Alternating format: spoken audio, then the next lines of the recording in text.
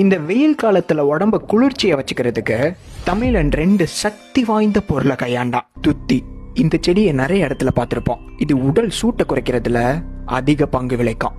இந்த இலையை அப்படியே காய வச்சு பொடி பண்ணாலும் சரி, இல்ல துத்தி இலை பொடியா நாட்டு மருந்து கடையில வாங்கினாலும் சரி, அதை 1 டீஸ்பூன் மோர்ல கலந்து வெறும் வயிற்றுல குடிக்கும் போது உடல் சூடு அப்படியே குறையும். அடுத்தது கேழ்வரகு கூழ்.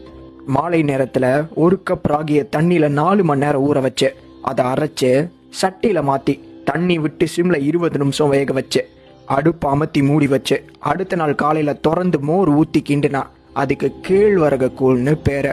நம்ம தமிழ் பாரம்பரியத்துல கோடை காலத்துல கொண்டாடப்பட்ட உணவு இது. சூடுன்ற பிரச்சனையே இருக்காது. முக்கியமா கால்சியம்னு சொல்லப்படுற சுண்ணாம்பு சத்துலயே உலகத்திலேயே தலை சிறந்த உணவு இதுதான். அதுல இருக்கிற கால்சியம் லோடு அப்படி. அதுவும் இல்லாம நம்ம அதை புளிக்க வச்சதுனால கால்சியம் ஈஸியா டைஜஸ்ட் ஆகும். இதை கொடுத்த தமிழ் முன்னோர்களுக்கு நன்றி. இந்த மாதிரி இன்ஃபர்மேஷனுக்கு ஃபாலோ பண்ணிக்கோங்க.